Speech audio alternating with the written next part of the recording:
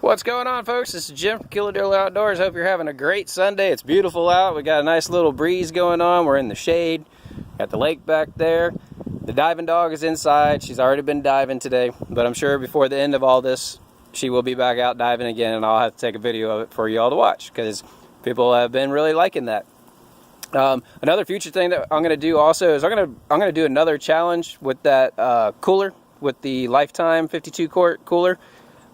Just working out there in Llano, out in the heat, going in and out of that cooler, you know, like 15 times a day.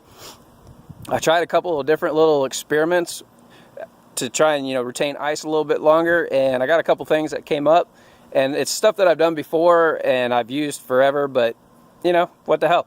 I'll go ahead and post it and let you all look at it, and maybe that might help out with what you're going to do. We are going to try a dry ice situation in it. I've been really busy between driving back and forth, working out there, taking care of the animals and everything here at the ranch, and my 99 Land Rover Discovery, the water pump finally went out. I knew it was going to go, but it finally went out Friday. Oh no, sorry, Tuesday it went out.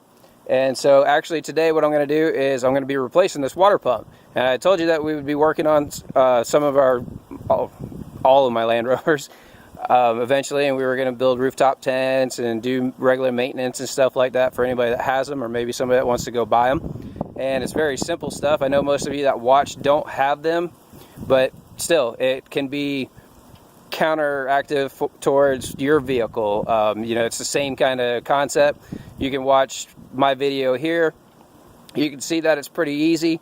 You can go online and look up for your vehicle of how to do it, and obviously you've already got kind of a little bit of know-how. If you got a little bit of mechanical skills, you can figure all this kind of stuff out. And I called the local mechanic, and he said if I bought the part and brought it to him, which is only $45 to get a new water pump, that they were going to charge me 2 hours, or $200 for 2.2 hours worth of work. This is going to take me roughly the same because it's very easy to get to. So it's going to take me 2 hours, and it's going to cost me $8.99 for a gasket, but it did cost me $700 for the truck I bought that I'm going to take it off of, which I'll show you in just a minute. But anyway, we've already gone ahead and removed the cowling that covers the radiator. And normally you wouldn't do it, but I'm going to take this hose off because the when I pulled up at the house, it went and a bunch of fluid fell out of it, so I know it's not real full. Normally, if you pulled this hose off, that back pressure, it would leak all over you, and you'd be covered in like if you had to go underneath the truck or whatever, the ground would all be covered with antifreeze. So because I already did that, because the gasket blew out, I am going to go ahead and remove this. So as you can see, it'll give me a little bit more room here to play with. Normally you can just push it up out of the way like that, but why fight it if I don't have to? I'll go ahead and remove it out. Gonna take the fan off so we can get in there, take the fan off. And I'm not going to, normally you would have to take your pulley off and put it on your new one, but I'm not going to do that because I'm basically going to take this unit here and I'm going to put it on the disco that I'm going to show you. I bought a 01 Series 2, so pretty much all the parts will match up with this 99 Series 2. So I'm going to just basically take that whole situation, bring it down here, put the new clean it, the gasket, old gasket residue off and everything, clean everything up real good, put the new gasket on there, and slap that water pump, because that truck only has 109,000 miles on it, so it should be good for at least another 30,000 miles, hopefully. But it'll be good enough to get me through this week where I can order 2 new water pumps, so I'll put a new one back on that one, and it's only $45 a water pump, so bam, why not, right? 90 bucks, under 100 bucks. Hell, they were going to charge me $200 just to put the darn things on when I could do it myself. So anyway, that's what we're going to get at today here in just a little bit. And I'm going to walk up the hill here, and I'm going to show you the one that I bought, in case anybody out there does have some Land Rovers, Series 2s, and you need any parts or anything. I'm going to probably, like I said, I'm probably going to use this truck as a parts truck. I think the seats will fit in my 93. I might have to do a little work on the rail or something like that for the seats, but the leather on it's all in great shape and everything. So I'm going to try and take as much off of this one as I can, and then I'll disassemble like the engine and all that kind of stuff and sell it on eBay and help somebody else out, because hell, the water pump's almost worth just what I paid for this darn thing. By being able to have it readily accessible like this. So there she is. There's Azul. It's not a bad looking truck. Frame on it's rotted out because it had been flooded or something like that. But the frame is rotted out. But as you can see, seats are in good shape. Interior is in good shape. Back seat looks good. So like I said, I'm going to try and utilize as much of this as I can. Sucks has the dual sunroofs too. I'm going to utilize as much of it as I can. As you can see, this is what it looks like before on the other truck also. So I had removed this cowling. So I'm going to remove this one. This one still has fluid in it, so I will not be moving this hose. There is a bolt on the right hand side. There's two bolts. They're like 7/16 heads on the right hand side, and the bottom of those two bolts, if you loosen that up, put a pan underneath, you'll actually be able to drain the fluid. So this way when you take the pump off, it doesn't spill out all over you. As you can see, this one's, you know, it's definitely got some salt situation going on there. The previous owner did not know about any of that, supposedly. But anyway, I can look at it and I can tell how rusted it is. And then you got this corrosive going on up here from like salt spray.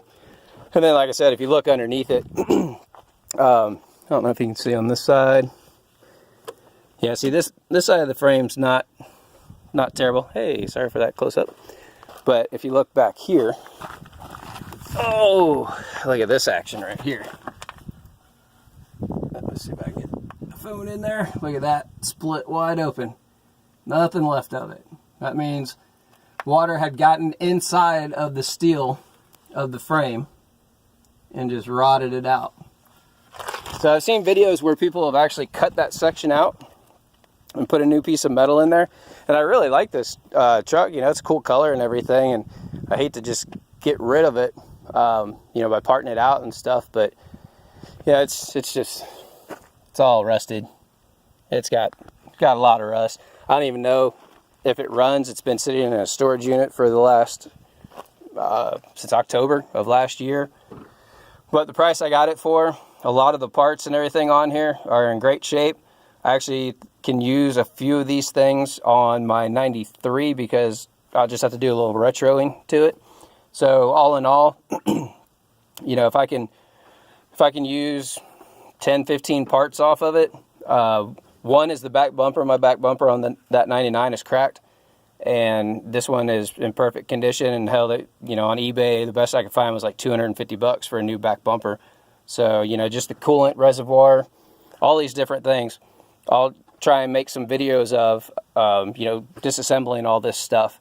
But for now, I'm going to go ahead and get started on pulling this water pump so I can put it on that one over there. And I will catch up with you guys after a while. I'll go ahead and get this, when I get that one pulled, I'll make a quick short video of pulling that one out. And then I'll make a video of, you know, putting it back in, and then hopefully the truck's starting up and not leaking and running. We'll be ready to rock and roll Monday morning, tomorrow, for work. I got to go back out to Lano for just a couple more things to do. So I think we'll be, by Wednesday of this week, we'll be right at 14 days. I will be at 14 days working on that shed by myself. I'm going to pick up a helper tomorrow. I'll get one of my friends or somebody to help me tomorrow, because I got to put the Hardy soffit up, and that stuff, it just breaks when you try and grab it, and it's 12 foot long. So unfortunately, I've only got a 6 foot wingspan, so I can't really do much and hold a nail gun on the other side. So I'm going to pick up a helper tomorrow, have him help me put the soffit up, and we can get that all taken care of and hang that garage door, and that's it really. We finished up all the roof, all the Hardy siding, all that stuff, got everything done this week. So all we got to do is hang that door and put on what I just say. Gonna hang the door. We're gonna fill up a bunch of the nail holes and everything, and then we're gonna put the soffit up. So I will catch back with you lovely people later. Have a great day.